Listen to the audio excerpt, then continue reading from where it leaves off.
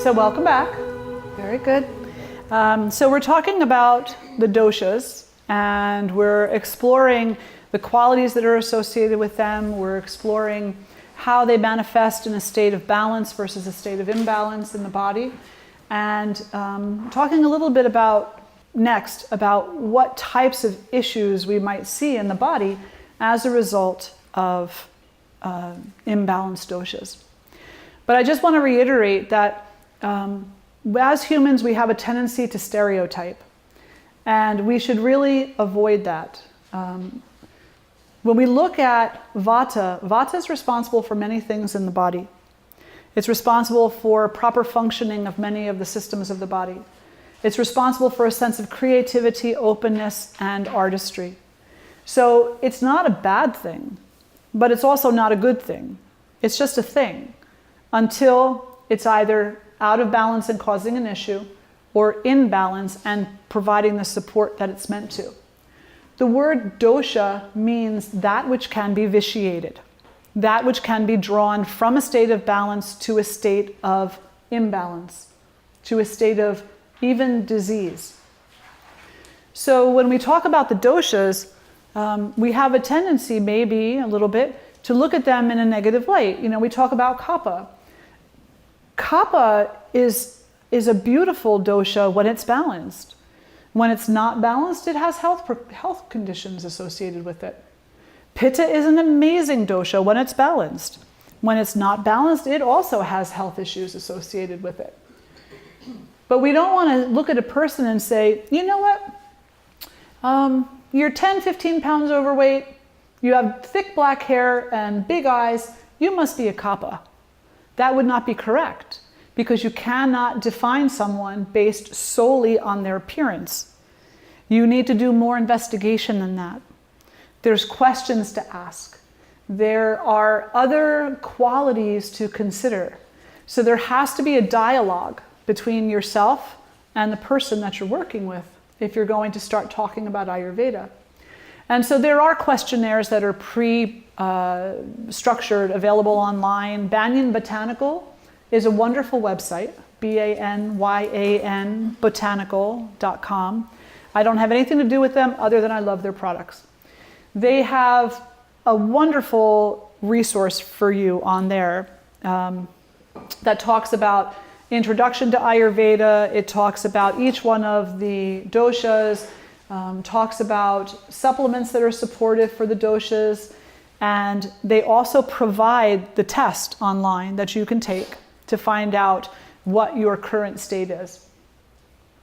I tend to tell students to veer away from Prakriti tests because your memory is not accurate. When they ask you to take a test to determine what your original state was, they're asking you to judge what you remember feeling years ago. So was your hair always thick or thin?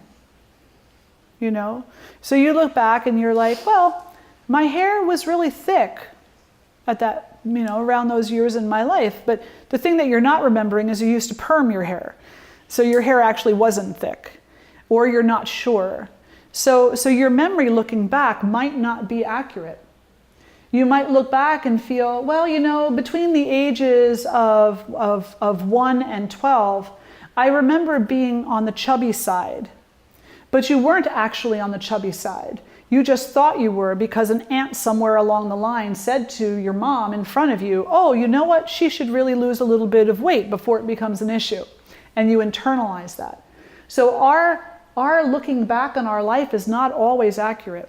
So I tend to tell people that this idea that kapha is everybody's state initially is a really great way to look at it. Because kapha is the dosha that is responsible for nurturance and love and cohesion and unity and oneness. Because we want to come together under that very beautiful flag. Yeah. Then the thing we do want to be concerned about is where are we now? And that means like the last 3 to 6 weeks. We cannot project ahead. We can only look at the most recent time in our life. That's your Vikriti. So you can take that quiz online at Banyan Botanicals and through many other places too. But the quizzes are all very different. So each one might give you a little bit of a different result. What's more important than knowing what dosha, which is kind of like an umbrella, is out of balance, is knowing what quality it is that's out of balance. So take the quiz, have fun with it. But remember that the more important part of it is knowing the qualities. So if I were you, I would study that mantra, the qualities mantra that we went over in the first portion. That mantra will inform you every time, because it will let you pinpoint what exactly it is that you're feeling. Right. So in addition to kapha, pitta, and vata, standing on their own as a dosha, as a constitution, we also have combinations. We have vata pitta, vata kapha, pitta kapha. And then we have something called tridosha. When an individual has vata and kapha basically equally dominant, you're going to see in that person the characteristics of both emerge with equal strength. When they have vata pitta pretty much equal in dominance, you're going to see the characteristics of those two emerge with generally equal strength.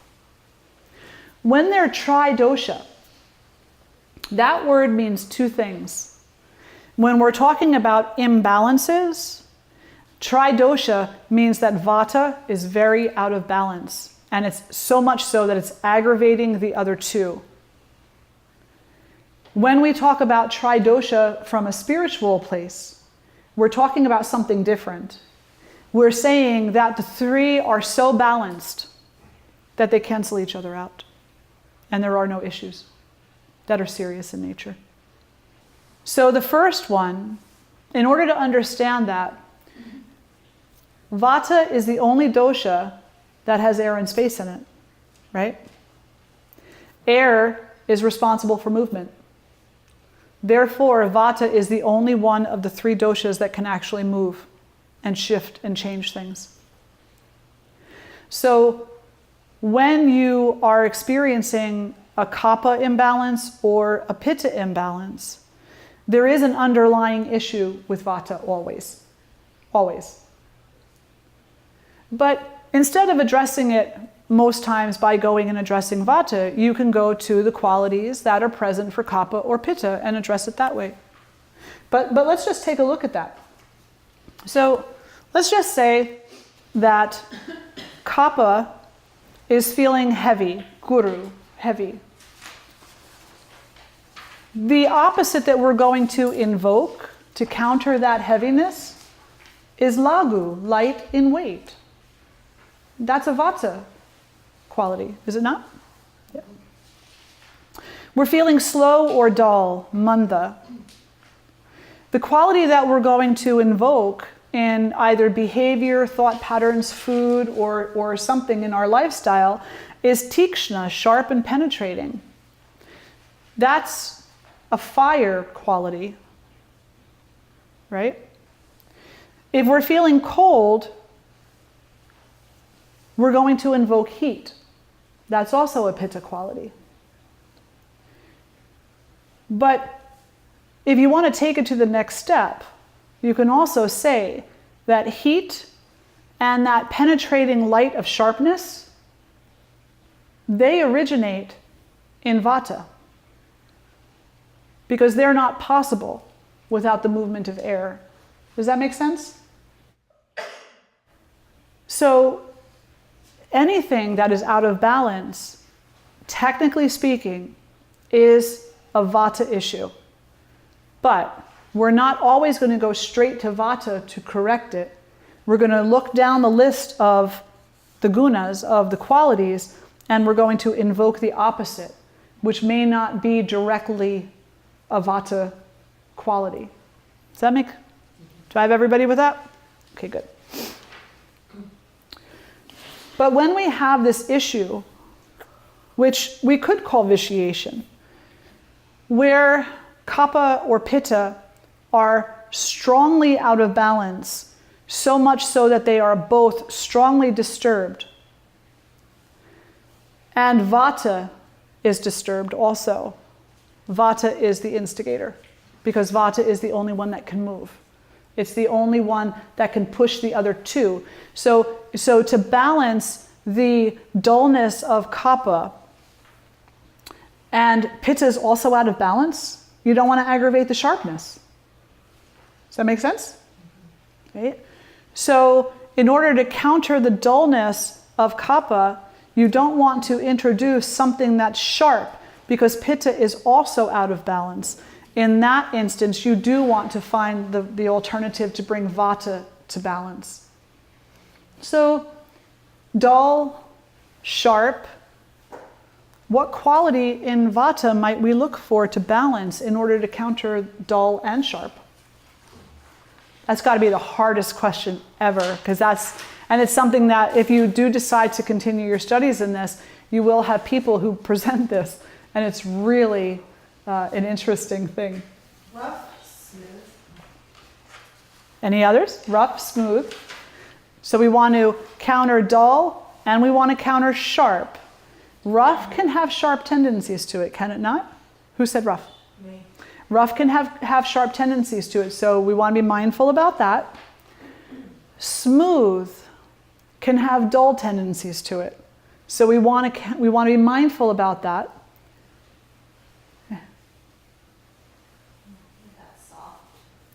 Soft, maybe, but that can also have dull or slow tendency to it. And we don't want to aggravate that. Liquid? Could be. Depends on the kind of liquid, right?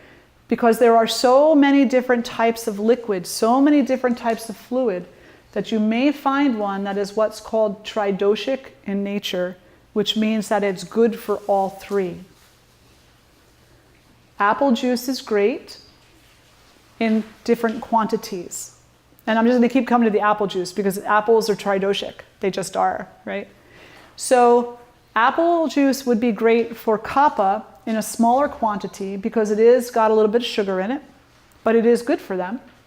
And it's got a little bit of energy to it. It's got that pureness to it. So it's really, really good for sluggishness, dullness, slowness, because it will wake them up a little bit. Pitta can have a little bit more because it's sweet. And pitta needs to have a little bit of sweet to counter its sharpness. A little bit of sweet will counter the sharpness, right? So you meet somebody who's sharp-tongued, and they say something nasty to you, and you say something nasty back, what happens next? Nasty, right? Yeah. So sharp plus sharp equals sharper. Somebody says something to you. Has anybody in here seen the story recently about there's an actress and some man on her Instagram, I guess it was, said something very nasty to her, said something very, very sharp. And she could have gone back at him. She's a comedian, actually. I don't remember what her name is. Yes. And instead of going back at him with another sharp comment, what did she hit him with? Sweet. Right? She hit him with sweet, which would be kindness. And what happened? The whole situation diffused. So your apple juice has sweet. Pitta is already sharp. It doesn't need more sharp. It doesn't need sharp acidic juices. It needs a sweet juice. And that will counter the sharpness, but it will also counter the dullness. And then for vata, it's fantastic because it's got sweet and it's got fluid and it's tridoshic. It's good for all three across the board. So when we see something and we're not sure, A, we're not sure about what's causing the irritation, or B, for some reason in our study we come to the conclusion that it's a tridosha aggravation, all three of them are involved, we can go directly to balancing vata as the instigator. And the best way to do that is through something that has a tridoshic nature to it. doesn't irritate any of them. And apple juice is just a really great example of that. Yeah. Okay, so these combinations that we have duodosha and tridosha. Then sometimes, and this is, in my understanding, this is a little misunderstood currently. I hear a lot of people using this following description of themselves. I'm tridoshic in nature. I don't have anything out of balance. So they take one of these online tests and it says your pitta is 45, your kapha is 45, your vata is 45, your tridosha. I don't have anything out of balance. Yet they're angry at their spouse, they hate their job, they're bored in their life, they're unorganized, they claim to not be able to hold on to friends or community, and they're constantly seeking something in their own words. Does that sound like balance across the board? No. So when somebody is truly tridoshic in that spiritual way, they will be the most calm person that you have ever encountered. They will not be easily aggravated at all. They will be healthy in their physicality, healthy in their outlook, healthy in their mind, and healthy in their emotions. They will be inclined towards spirituality greatly and authentically. And they will not behave in a way that is counterintuitive to that. So the true tridosha, there are few and far between when we're talking about the spiritual tridoshic nature. They are few and far between. Who would be a great example of tridosha? Thich Nhat Hanh, Dalai Lama, the great saints and sages that we look to, perhaps the Pope. He has some temper tantrums sometimes though over things, but it's okay because they're good ones. Yeah. So those types of people who are motivated out of genuine goodness and are not self-interested, that would be your spiritual tridoshic state. Yep. Questions so far? So you see this concept of the doshas, right? They get kind of confusing because, well, I'm talking about your birth state, your current state, and the state of your actions. The behaviors that you take are also doshic. They either support or irritate your elemental makeup. Your food is doshic. It either aggravates or accentuates your doshic health and well-being. The time you wake up in the morning is doshic. The time you go to bed at night is doshic. The time you eat is doshic. The work you do is doshic. The age you are is also a dosha. The season you're in is related to the doshas. There's nothing in life. The medicine you take is related to the doshas. The physical practices that you undertake are related to your doshas. What would a pitta type yoga practice look like?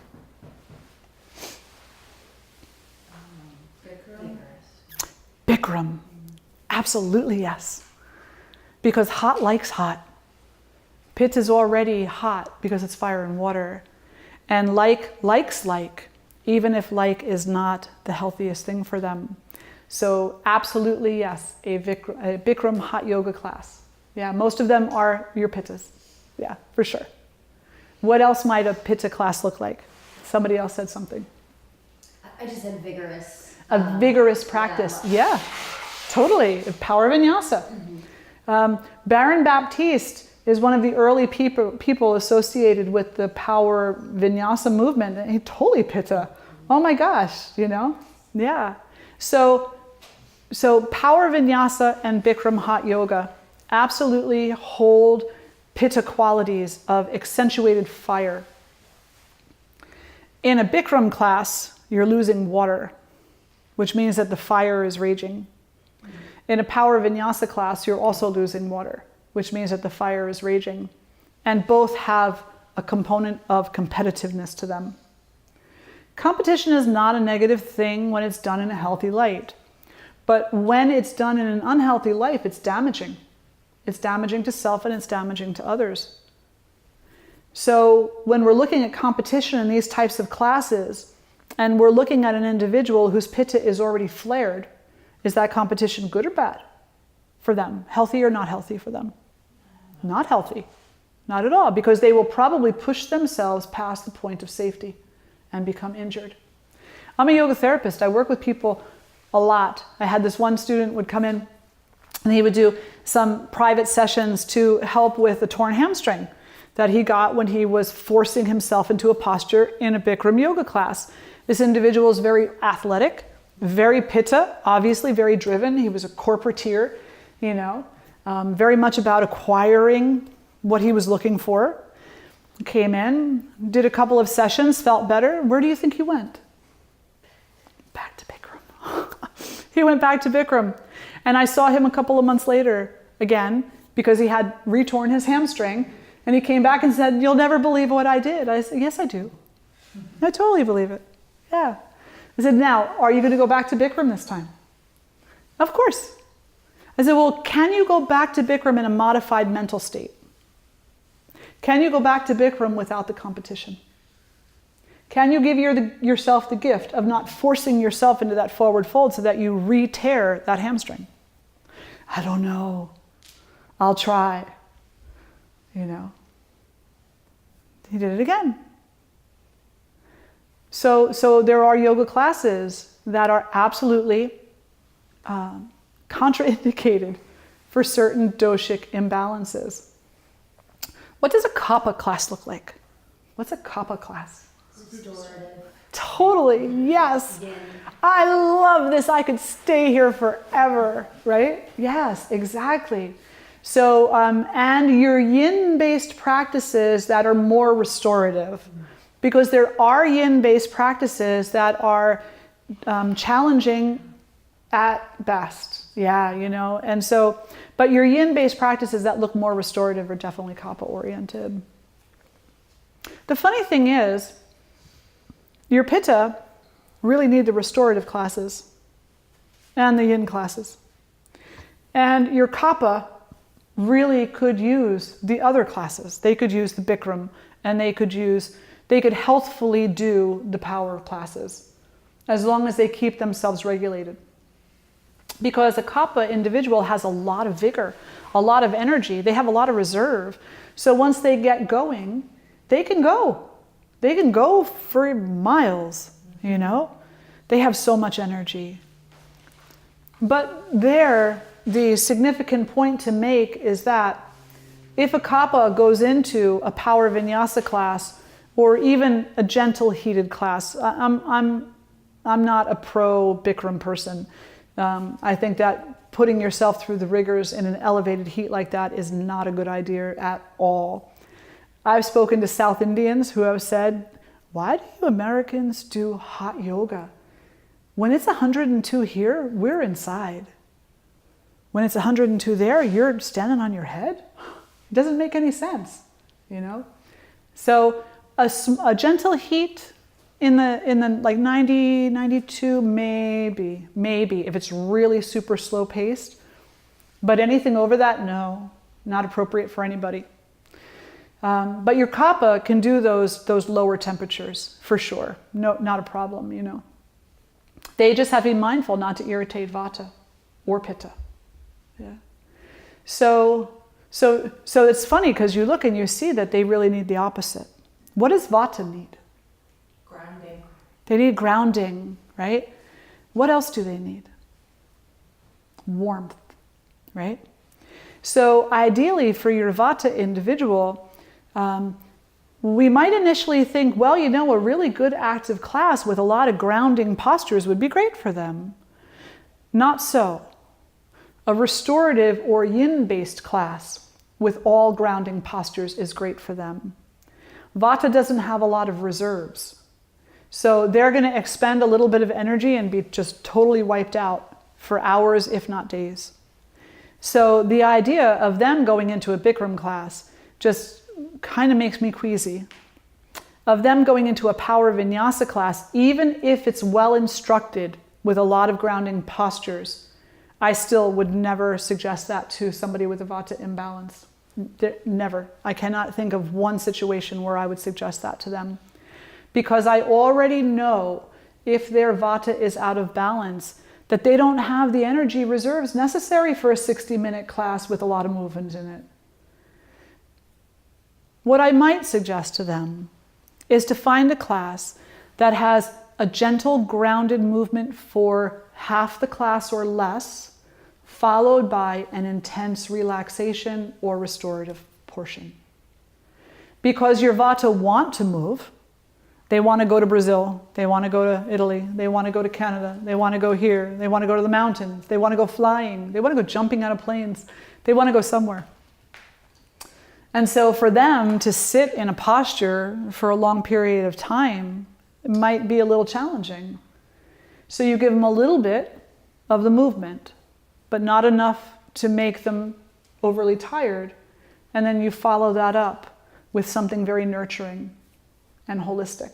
So a half and half class would be really great for them, but not vigorous.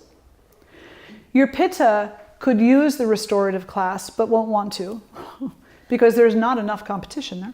You could also do a half and half class with them or an aligned yin class, something that has details. So your pittas are logical people. They like details. They like to know why they're doing what they're doing. They want to know the reasons for it. So if you put them into a yin practice where you're giving them a lot of information, but they're still stable most of the time, still most of the time, that can be really beneficial for them. Or a gentler flowing class, something gentle, but definitely alignment, because they like that, you know. And your kapha will probably not want to do your power yoga class at first. They'll have every excuse not to go to class. They're going to stay home in case somebody calls. They don't want to miss your call. They love you too much, you know. Or they're going to go to class and they'll sit in the car and the phone will ring and it'll be their friend asking them, you want to go to breakfast? And they'll be like, well, I was just going to go into yoga class, but sure, what restaurant, you know? But once you get them in class, you know, they're just really magnificent practitioners because they have so much energy. So what should we do with their classes? They should be high energy, not as in vigorous vinyasa, but fun music, colors, because you know your typical kapha individual is attracted to brightness. They're attracted to the goodness. So you want to have bright colors, fun music, conversation, something to bring them in, and then start them slow and move them. And then you get them into a rhythm, and then they'll do whatever you want them to. They'll try the headstands, they'll try the handstands, they'll whatever. Of course, you don't do those with people who you don't know, right? Yeah. You need to work with a student at least 6 times before you attempt to get them into a handstand or a headstand. And that's only if that's the appropriate practice for them. Because you need to know how to help them, how to support them. And if you don't know them, you don't know. So you watch their practice, you know, and you pay attention to what their tendencies are. And you work with them over several classes to modify those tendencies so that they're healthier. And then you introduce the more complicated practices. But anyway, I digress. So kapha, you start them off a little slow, and then you build and build and build. And then you get them into this place where, you know, they're doing the sun salutations and they're not even breathing heavy. It's like so easy for them because they have this beautiful reserve, you know. So there's a modified practice for every dosha. And the thing that you'll notice is that the pitta will be attracted to the pitta practices, the vata will be attracted to the vata practices, which are power vinyasa that move real fast, worst thing that they could possibly do. And the kapha will be attracted to the kapha practices. We're attracted tentatively to those things that bring us out of balance. And as a yoga teacher and potentially as someone who's going to go on to study Ayurveda, what you're going to find is that most oftentimes you're telling people to do the opposite of what they want to do. You're talking to the ego. You're going to tell them, you are the kapha constitution with a kapha imbalance, no ice cream. uh-oh. And they'll just look at you like, you just said the worst thing in the world that you could ever say. You know? You are a Vata constitution with a Vata imbalance, no traveling for you. And they're like, out of here. They're traveling quickly from your office to their car. You tell a Pitta individual with a Pitta imbalance, no competition for you. No spicy food for you. And they're devastated forever. So you can't tell them what not to do. You need to make suggestions that do two things. That give them a little bit of what they want and a lot of what they need. A little bit of what they want and a lot of what they need. So I was working with a young man, and he very fair complexion, blonde hair, blue eyes. He was 18 at the time. He was generally a very healthy young man. He was Vata, Pitta, Vata constitution. And he came in one day to a session and he said, Sudha, I'm having so much digestive distress. I don't know what's going on. I said, well, what's changed in your meal plan? He said, well, nothing's really changed. I said, well, run down your meal plan with me. Hot sauce on everything. Hot sauce on everything. Everything. This young man put hot sauce on his eggs, on his French fries, in his soup. I mean, he would chug it out of the bottle. He loved it so much. I said, you got to knock it off with the hot sauce. He went, I love hot sauce. It was like, you just daggered him in the heart or something, right? So we made a deal. I said, okay. I said, you don't have to cut the hot sauce out completely, but try this. Use less. Use less. Use no more than 3 shakes or 5 drops on your food. And he was like, I could put a half a bottle on my French fries. I said, humor me. Just do that for 1 week and see if something changes. If it doesn't change, go back to it. But if something changes, be honest with me and tell me. And so he did. He said, okay. So for a week, 5 days exactly, he didn't even make it to 7. 5 days, he came back. He said, he just stopped by. He said, I just wanted to tell you that I cut back on it. My stomach feels so much better, but I want my hot sauce. I said, but you have your hot sauce, right? Because you've got 3 shakes or 5 drops. So it's still there. He was like, yeah, I know. And he laughed. And he stuck to it. He stayed with it because he recognized it. Some people won't. Some people will go right back to it. Kapha will have a tendency to crave unctuous things, mashed potatoes, French fries, pasta. And Pitta will have a tendency to crave things with tomato sauce.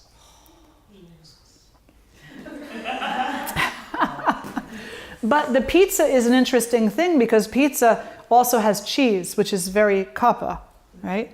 So let's look at food for a second. How do we define what foods are associated with what doshas? We can look at color, flavor, consistency, texture. We've talked about what the qualities of the doshas are. We know that Vata is dry, rough, and light. What foods are dry, rough, and light? Vanilla wafers.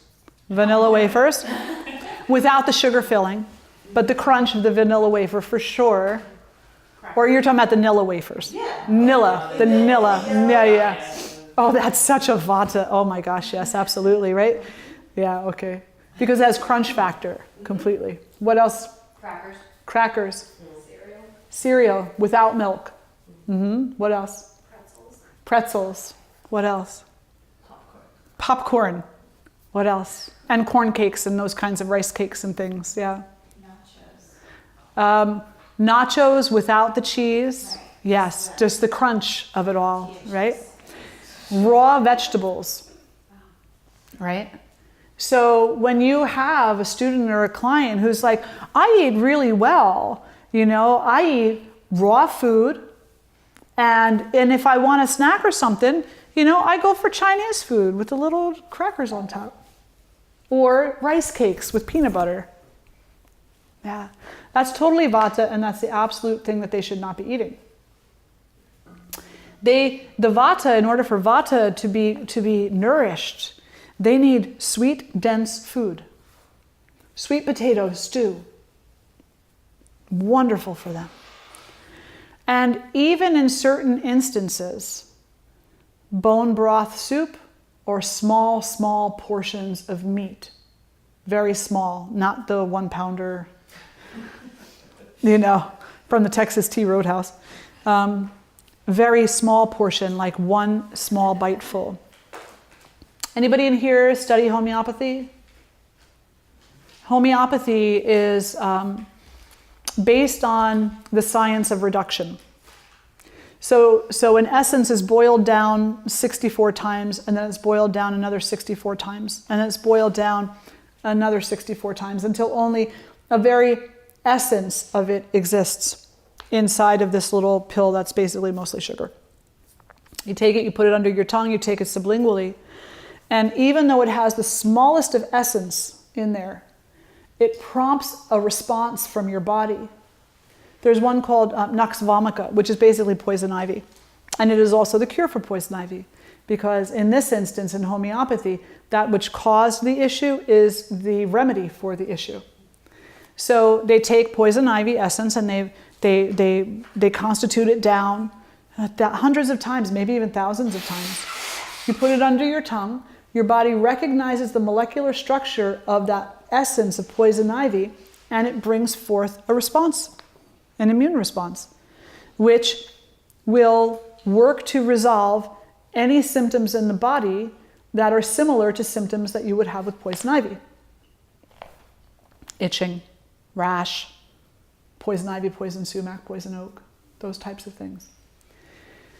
So here, when we're saying a little tiny bit of meat for someone who has a vata imbalance, where their body is too thin, too narrow, too weak, the smallest little amount of meat will provide them with a very great benefit.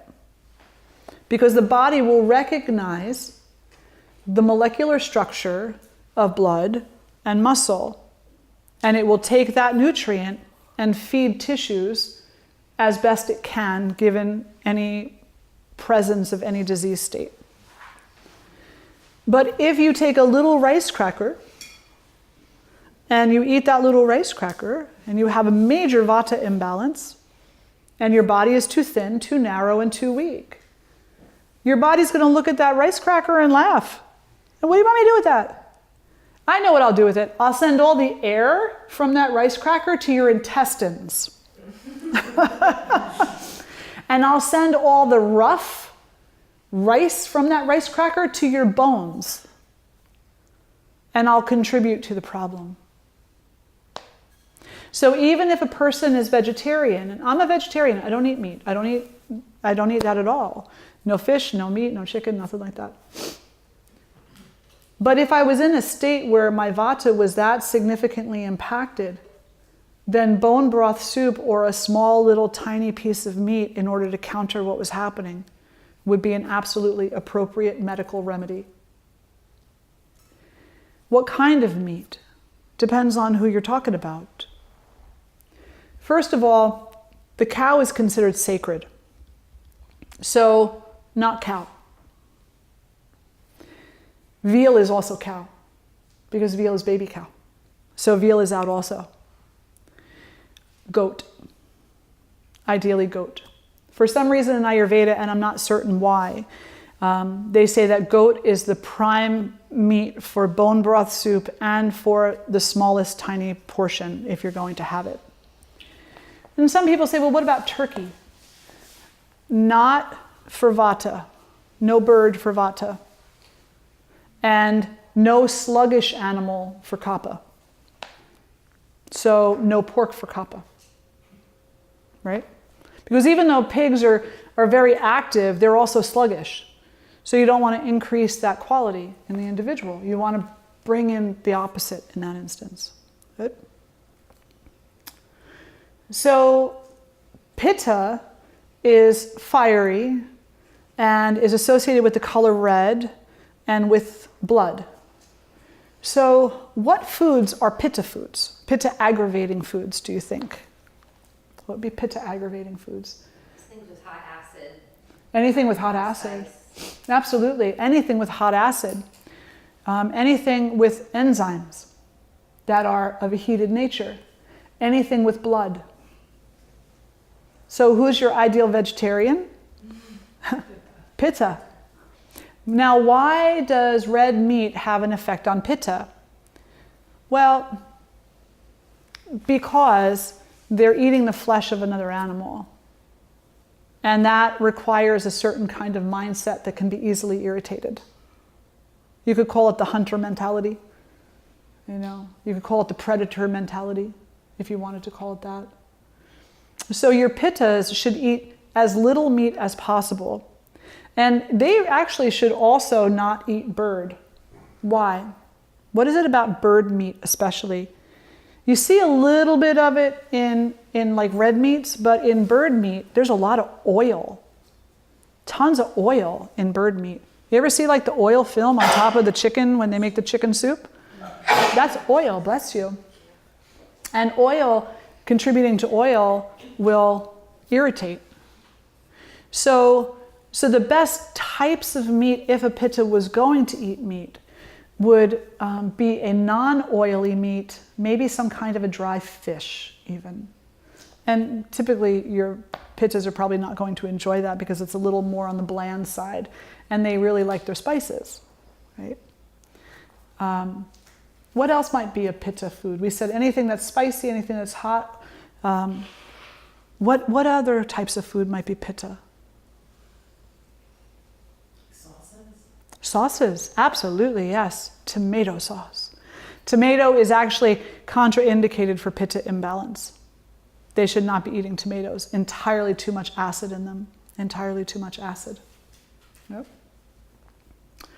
And then, what type of food would be kapha food? Kapha is associated with the colors white and yellow. Cheese, exactly, cheese, yeah. Yeah, many of kapha's issues come from eating cheese. They do, because cheese, not to gross anybody out or anything, but the reality is cheese is phlegm. Cheese is unctuousness from the body. That's what it is. Cheese is milk. Milk is phlegm. So if phlegm is potentially one of the greatest, enemies of kapha because it's what draws them out of balance in the lung area, they certainly shouldn't be eating any more of it to contribute to it. Yeah. Good. All right. So how about times of day? What is the morning time? What is the noon time? What is the evening time? What is the early night time? And what is the midnight time? We look at the clock and we go around and we have what's called an Ayurvedic clock, that different times of the day are appropriate for different activities. Different activities that are associated with the doshas. High noon. Why is it called high noon? What's high? What's the sun associated with? Energy. The sun is associated with heat, it's associated with energy, therefore it's associated with fire, pitta. Exactly. So your noontime hours from 10 a.m. to 2 p.m. Pitta hours. So that is a great time to do a workout? No. What is that a great time to do? Eat. That's a great time to eat. 10 a.m. to 2 p.m. midday. Best time to have your food because the sun is high. The pitta enzymes are high. The digestive juices in the body are activated because they're like their environment. So your biggest meal of the day is eaten between 10 and 2. 10 a.m. and 2 p.m. The evening hours, 10 p.m. to 2 a.m. Is that a great time to eat? No, right? Not at all, actually. You shouldn't eat after 7 p.m. What should you do? Make sure you're doing between the hours of 10 p.m. and 2 a.m. Sleep. Absolutely. The opposite of eat. Sleep. Completely. Why sleep? 10 p.m. to 2 a.m. is also considered pitta hours. And in your body's physiology, there is a process that happens in your liver that will only happen during those hours if you're sleeping. If you're awake during those hours, it's said it doesn't happen. And that's when our good friend Larissa from Kripalu says the garbage man comes. The garbage man comes and dumps out all the toxins and finds its way of elimination. And it won't happen if you're awake, because if you're awake, the energy necessary to compile all those toxins and prepare them for their exit of the body is redirected to other things, like your eyes or enzymes in the gut to digest late night snacks, things like that. So when you're sleeping between the hours of 10 p.m. and 2 a.m., your body is cleansing itself via the liver. If you're not sleeping during those times, it's like the garbage man didn't come or just kind of passed you by and then has to do twice the work the next night. But what if you're up the next night? Well, then it happens the next night. It happens the next night that you're sleeping between the hours of 10 p.m. and 2 a.m. What if you work the night shift? Then eventually you may have liver issues. May have liver issues. It's not a guarantee, but you will acquire enough toxins that your body can't eliminate in some other way, that you will eventually start having some type of problem, some type of health concern. So your body is just amazing intelligence, and it will modify itself. It will make new routes in the body. If it can't get rid of something one way, it will try to get rid of it the other way. But if your lifestyle is so compressed with behavioral patterns that inhibit your body's intelligence, eventually your body's going to kind of throw its hands up in the air if it hadn't and say, "Oh, well, everything will just stay where it is until you change your mind." And that's when you start to see toxicity and vitiation. Great illnesses that can become diseases easily occur. So go to sleep at 10 p.m. or 11 p.m. at the latest, and try to sleep during those hours. So the morning time would be from 10 a.m. to 2 p.m., best time to eat. The night time, 10 p.m. to 2 a.m., the best time to sleep. What about from 2 a.m. to 6 a.m.? Meditate. What's that called? Do you know that time of the morning? Well, it's the sacred time. It's when channels are open and you're able to connect to spirit. Exactly. It's called the Brahma Muhurta. It's in your handout. The Brahma Muhurta. It is considered to be the most auspicious time for chanting and for meditating and for your spiritual sadhana practice, whatever that is. It's considered to be the most auspicious time to do your spiritual study for those hours. And if you're in bed by 10 p.m., odds are you can get up at 2 a.m. and do those things. Yeah. That would be the kappa talking. Yeah. Is this for everyone or just for Pitta? This is for everyone. Oh. The Ayurveda clock is across the board for everyone. Oh. Yeah. So your day can be broken down into the doshas. Your life is broken down into them also, which we'll talk about. So this 2 a.m. to 6 a.m. And then what about 2 p.m. to 6 p.m.? What is that time good for? It is a good time for meditation. It's also a vata time, right? So the 2 a.m. to 6 a.m. is vata. And the 2 p.m. to 6 p.m. is also vata. Besides the more ethereal, spiritual endeavors that vata is attracted to, what else is vata attracted to? Movement and grooving. And creativity. So 2 p.m. to 6 p.m. is your best problem-solving hour. That's your best time to do anything that needs to be constructive and creative during those hours.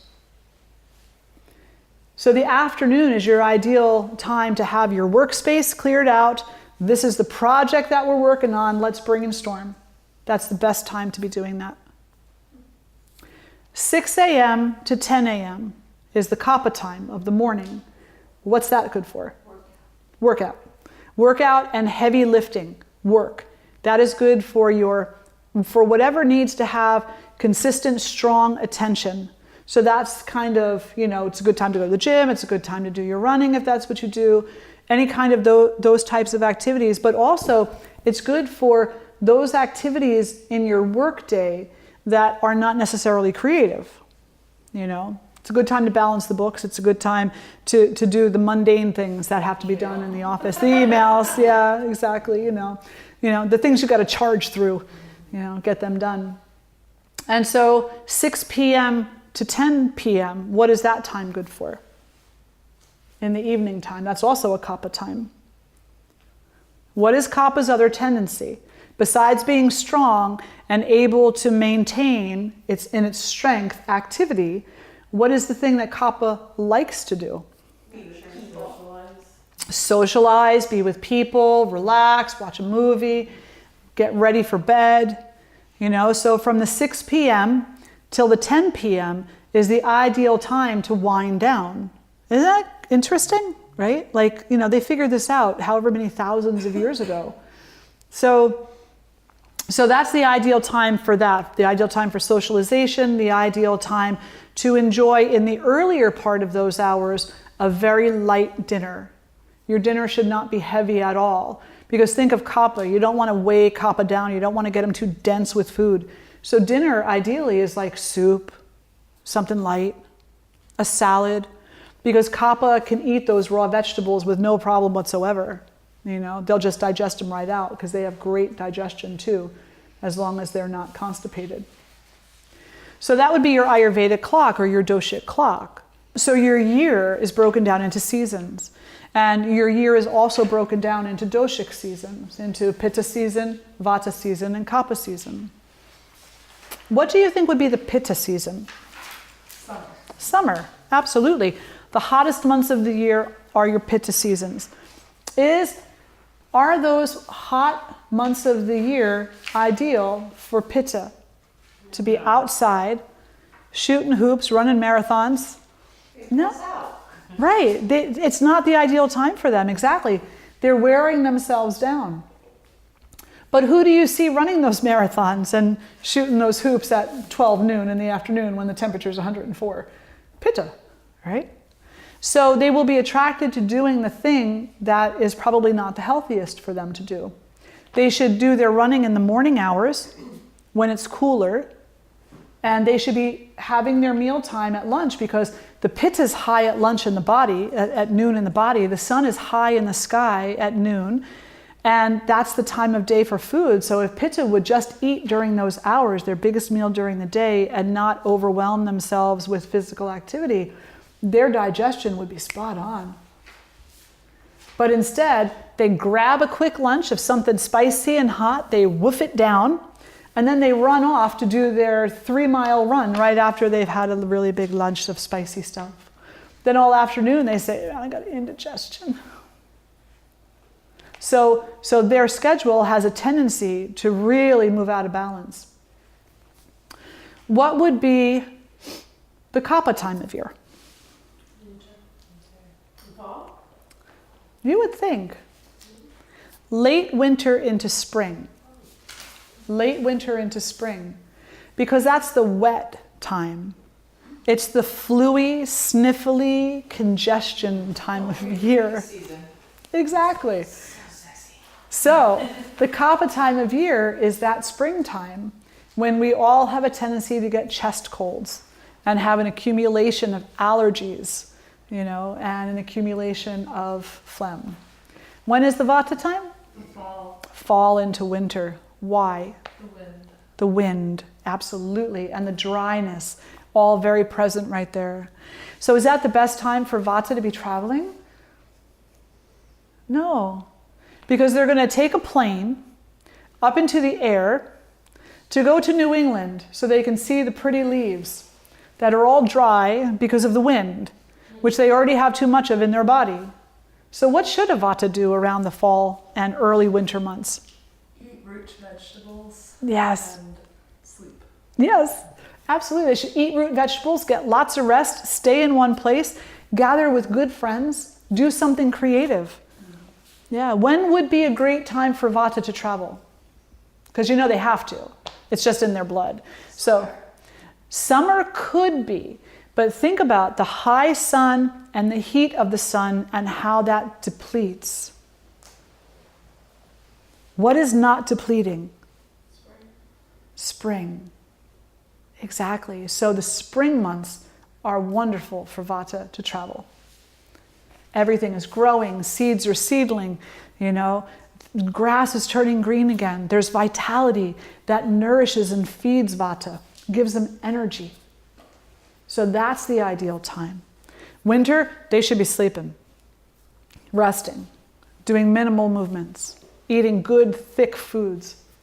Summertime, they don't want to do too much there because they could very easily diminish and deplete themselves in the hot summer. So they need, in summertime, make sure they have lots of fluids, lots of good juices, lots of good cool soups for them too. And Vata also tends to get super cold, right? So in the wintertime, you don't want them out running around with, in the cold weathers when they're already cold. You want them to be warm, snuggled up by the fireside. Yeah. Turmeric drinks are wonderful for Vata. Turmeric is a spice that just a little bit of a kick to it, a little bit of a heating to it. So we have the time of the year that's associated with the doshas. We have the time of life that's associated with the doshas. We already talked earlier about how from the moment you're born, it's kapha. Kapha is your first dosha from age, birth till about 25. That's all the kapha age. That's the time when the immune system is becoming strong. Ideally, the child is getting their hands and fingers into everything, mud pies and worms and all kinds of wonderful nature. And their immune system is interacting with that information and becoming strong based on the bacteria that they're introduced to. Their minds are growing like weeds, because they're so curious about everything. They're just exploring everything. And they love everything. I love that. You ever hear a child say that? I love that. They love everything. They love the ants. They love the spiders. They love the sun, the moon, the stars. They love the snow. They love, love, love everything. They love school sometimes. Yeah.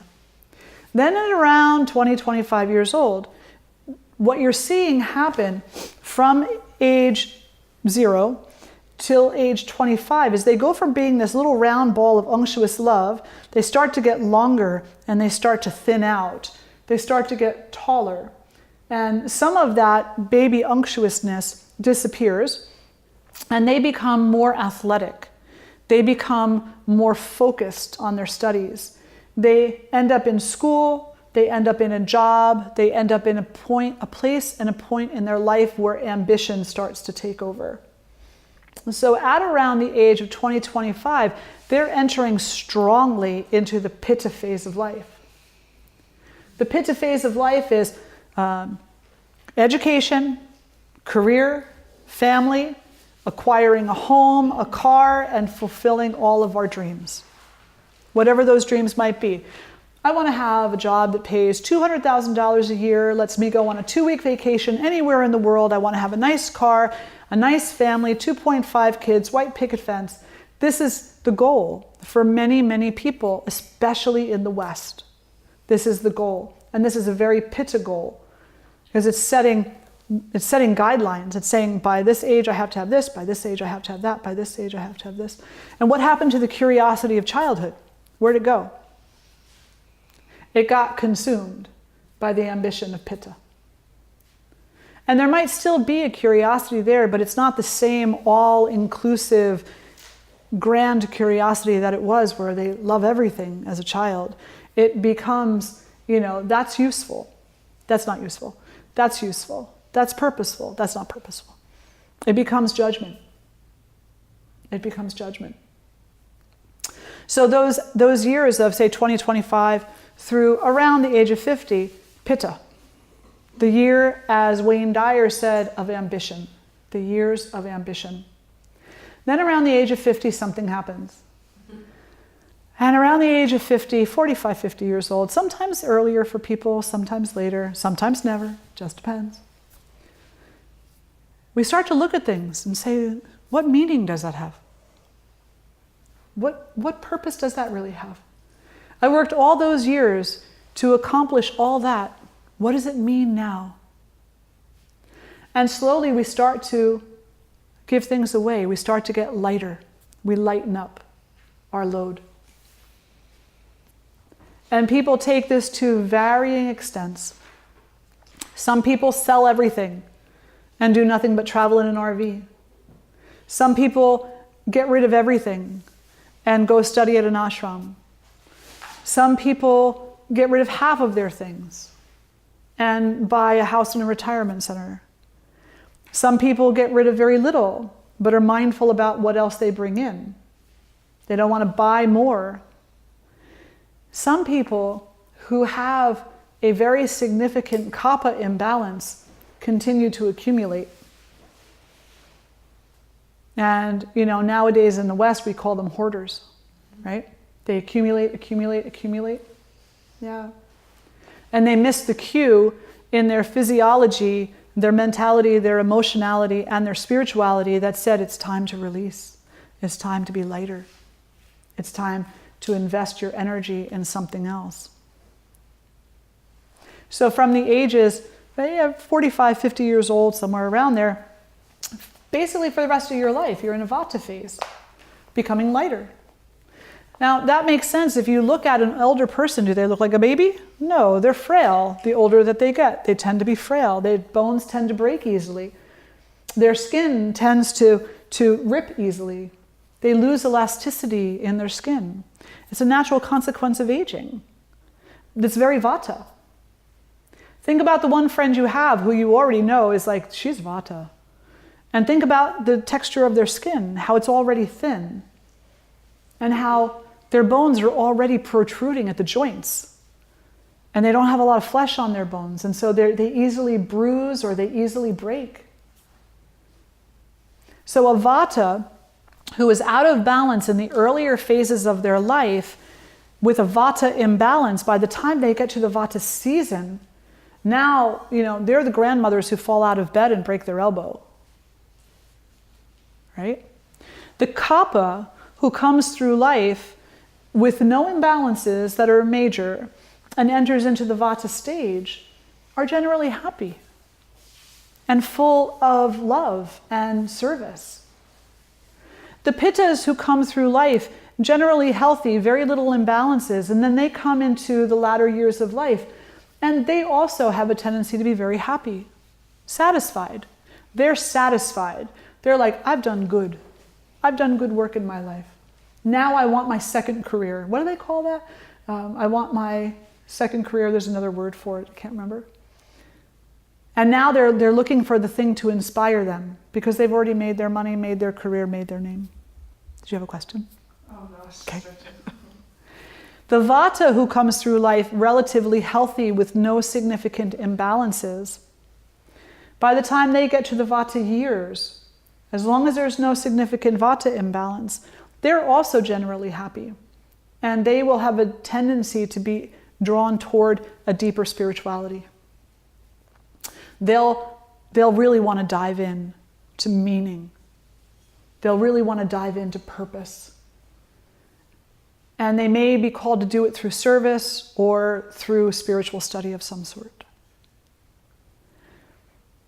But the pitta who comes through life with a pitta imbalance or a significant imbalance of some type, they get to the vata years, they have resentment. They resent. I resent. My boss never gave me the chance to grow. This never happened for me. The world was against me. They resent. And that resentment becomes a form of hatred.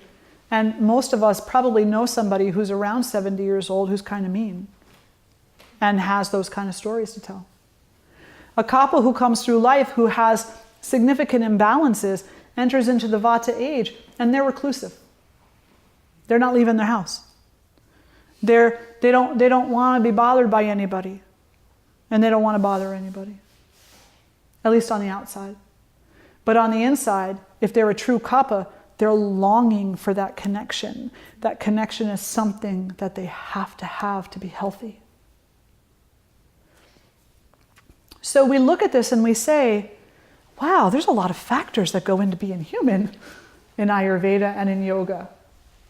You know, it's not just that we're born one day and we decide to pick up a yoga mat. You know, there's an impulse that draws us to these things that is both elemental, well, that is a number of things, elemental, physiological, environmental, karmic, spiritual, cosmic. All these factors play in. And then we come into a yoga teacher training and we say, well, what can I do with this kind of information? Keep studying. Don't stop studying.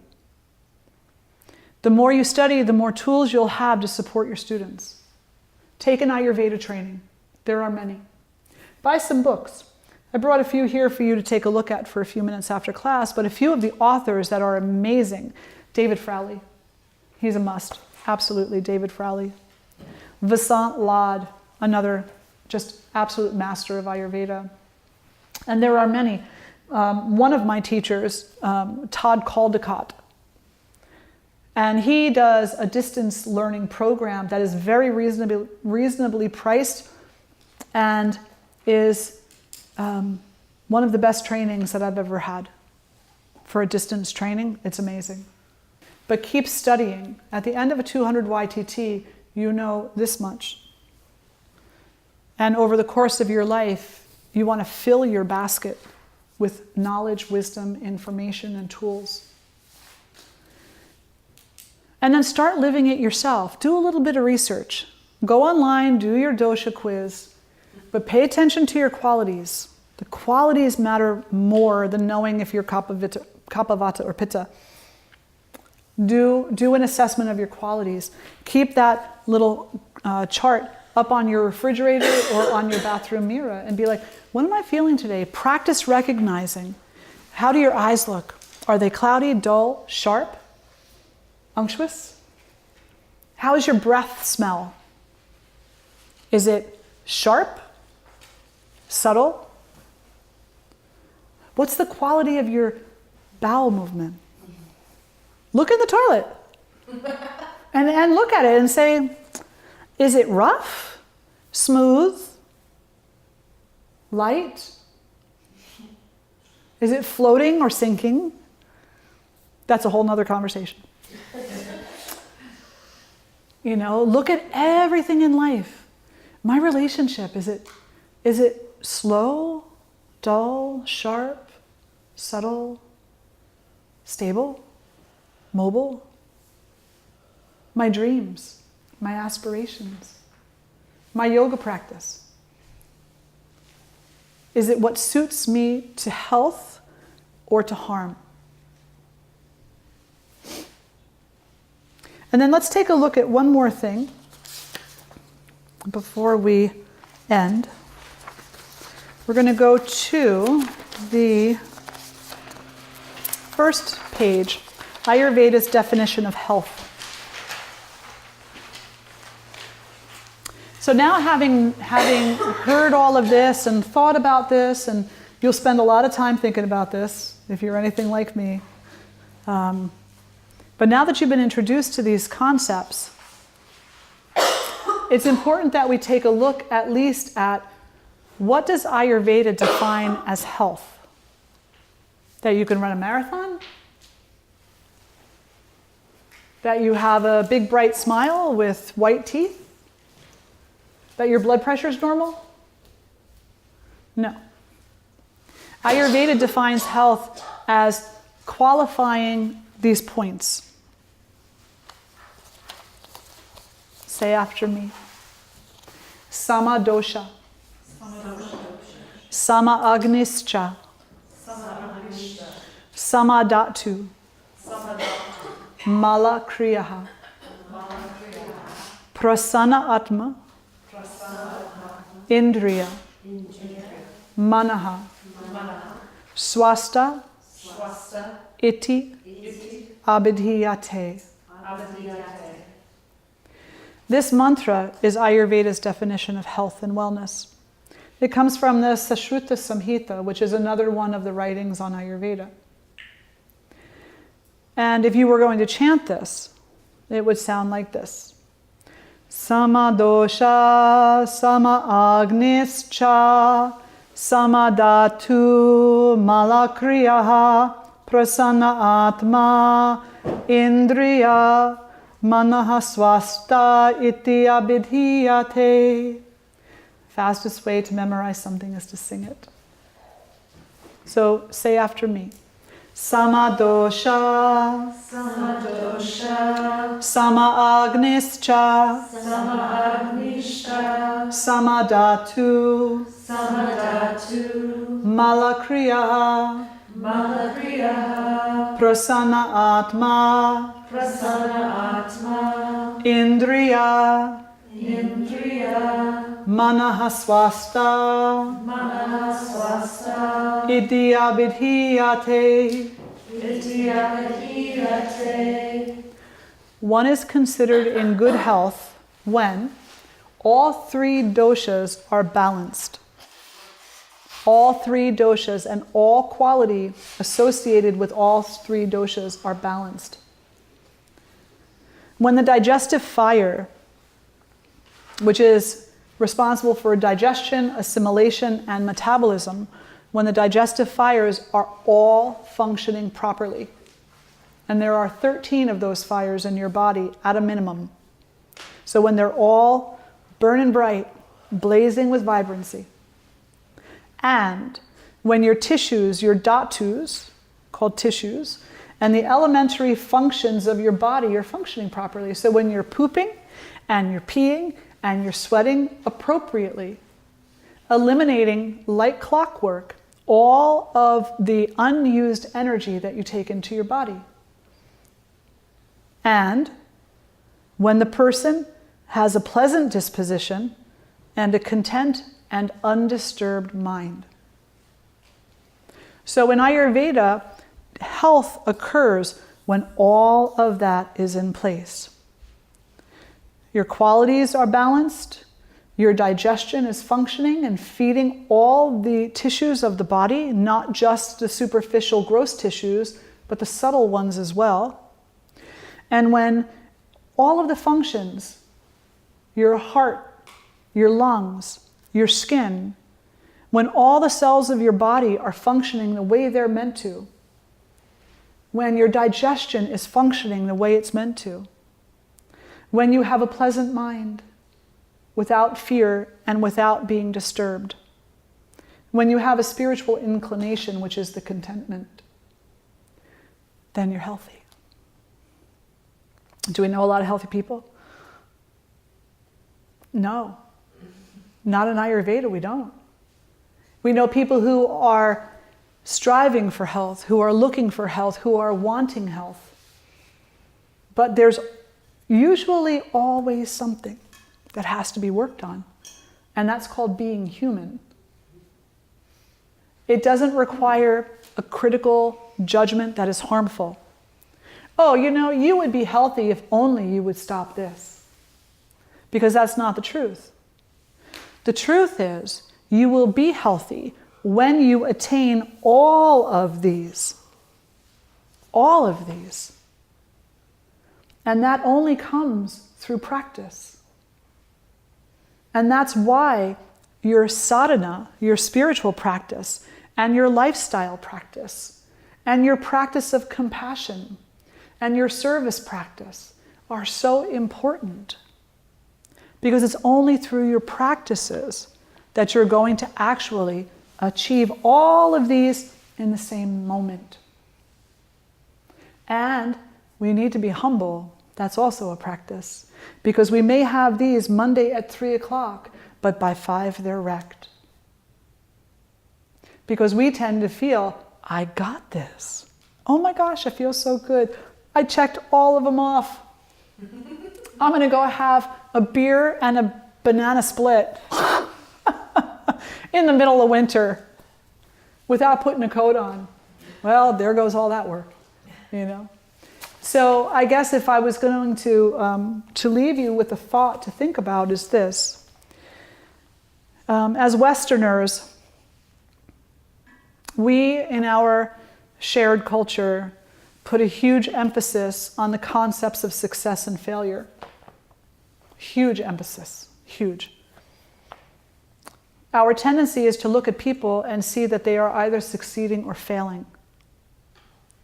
But when you begin to understand Ayurveda and the role that these qualities play that are held both inside the body and that are environmental stressors outside of the body, what we realize is that there is no such thing as failure.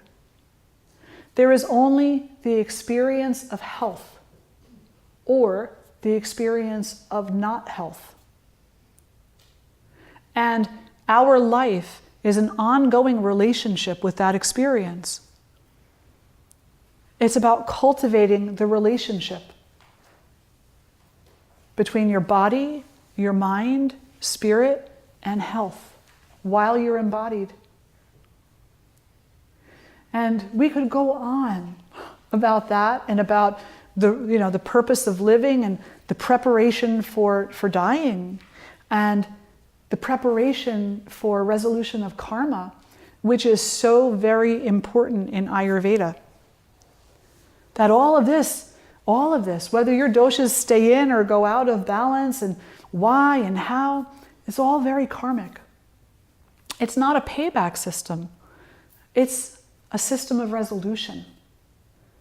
That if we listen, if we pay attention, and if we dot our I's, cross our T's, live a good, healthy life as best as we're able to, practice a good, deep spirituality inside of ourselves, share the best of ourselves with our communities, wake up every morning and experience the potential without the doubt that often accompanies us,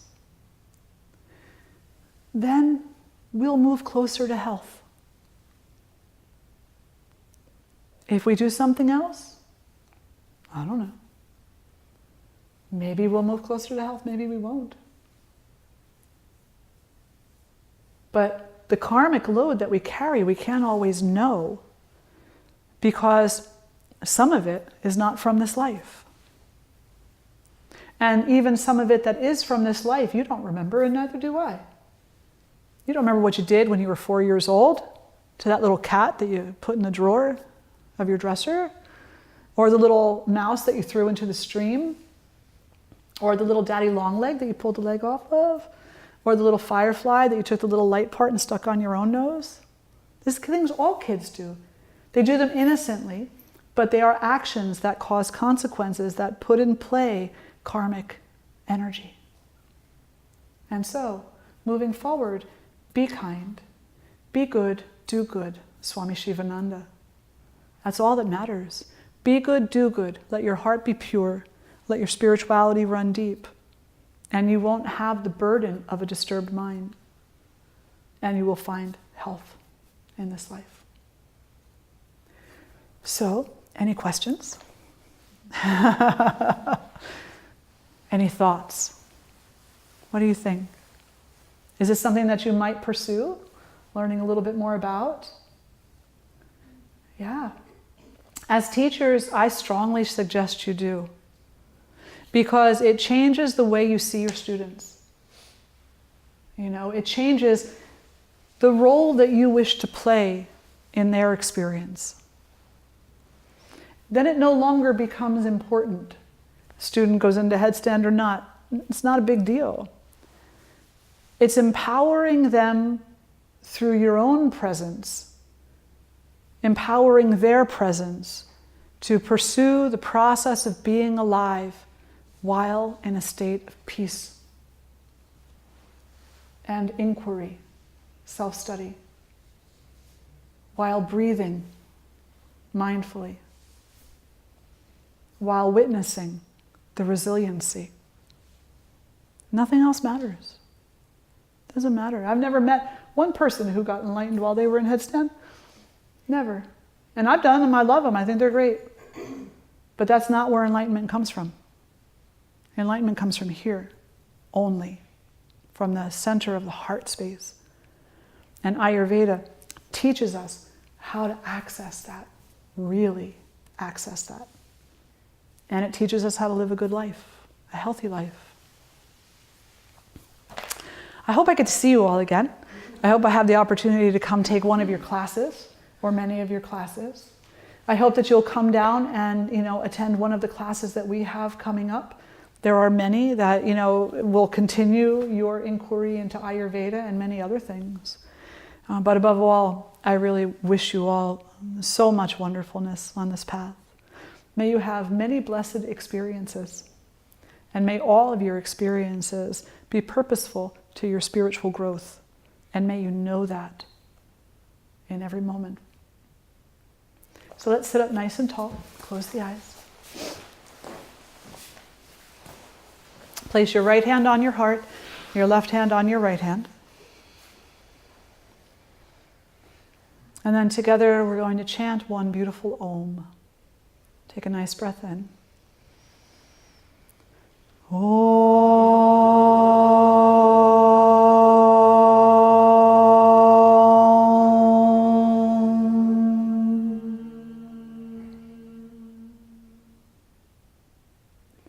Loka samasta sukhino bhavantu. May all beings everywhere find peace, love, light, and happiness.